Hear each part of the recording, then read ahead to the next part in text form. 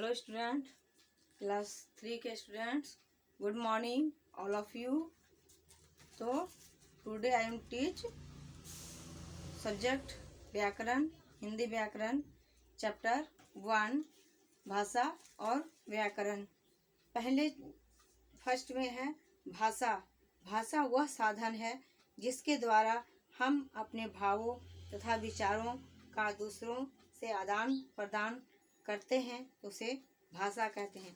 जैसे पहले चित्र में दो बच्चे आपस में बोलकर बातें कर रहे हैं, दूसरे चित्र में माँ तथा बेटा आपस में बोलकर अपनी बात समझा रहे हैं, तीसरे चित्र में अध्यापिका ब्लैक बोर्ड पर लिखकर अपनी बात बच्चों को समझा रही हैं और बच्चे पढ़कर तथा सुनकर समझ रहे हैं।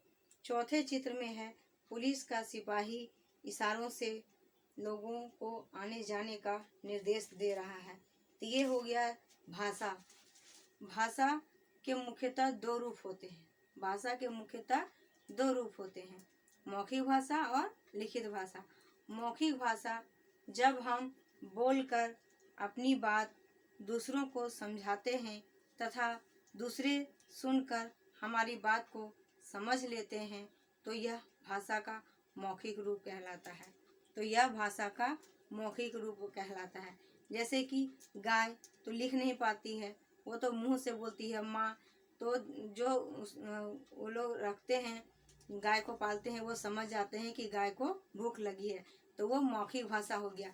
यानी कि अगर कोई टेलीफोन में बातें कर रहा है, टेलीफोन से बातें कर हम उनकी बातों को सुन रहे हैं, तो ये हो गया मौखिक भाषा।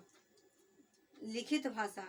लिखित भाषा जब हम लिखकर अपनी बात दूसरों को समझाते हैं तथा दूसरे पढ़कर हमारी बात को समझ लेते हैं, तो यह भाषा का लिखित रूप कहलाता है। क्या कहलाता है? भाषा का लिखित रूप कहलाता है। जैसे कि पहले इतना फ़ोन वगैरह नहीं था, तो पहले सब लेटर भेजते थे, दूर दूर रहते थे, लेटर भेजते थे, तो वो लिख कर भेजते थे और उन्हें दूसरे उसे पढ़कर उनके मन के बातों को समझते थे और समझते थे। तो ये लिखित भाषा है। जैसे कि टीचर बोर्ड में लिख रही हैं और बच्चे को समझा रही हैं, तो ये भाषा का लिखित रूप है। अन्य प्रकार की भाषाएं। कभी कभी हम अपने भावों को व्यक्त करने के लिए संकेतों की सहायता लेते हैं, लेकिन संकेतों को भाषा नहीं कहा जा सकता। अन्य प्रकार की भाषाएं। भारत में अलग अलग स्थानों पर अलग अलग भाषाएं बोली जाती है। भारत के संविधान में 22 भाषाओं को मान्यता दी गई है। इनमें से कुछ इस प्रकार हैं। पंजाब में पंजाबी बोली जाती है, बंगाल में बंगाली, महाराष्ट्र में मराठी, कश्मीर में कश्मीरी। इनके अतिरिक्त तमिलनाडु में तमिल, कर्नाटक में कन्नड़, केरल में मलयालम तथा आंध्र प्रदेश में तेलुगु बोली जाती है। संसार के अलग अलग देशों में भी अलग अलग भाषाएं बोली जाती है। जैसे नेपाल की भाषा नेपाली है, पाकिस्तान की उर्दू, चीन की चीनी तथा जापान की जापानी। जो भाषा देश के अधिकांश लोगों द्वारा बोली जाती है वह है राष्ट्रभाषा।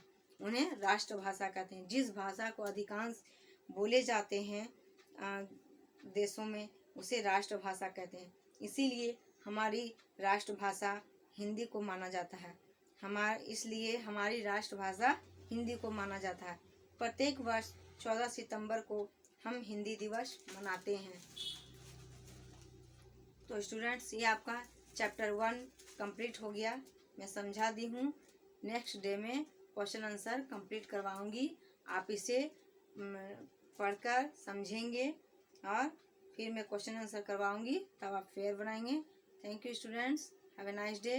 नेक्स्ट डे में क्वेश्चन आंसर कंप्लीट करवाऊँगी, तो आप इसीलिए पढ़ लेंगे घर में चैप्टर को और समझेंगे। ओके।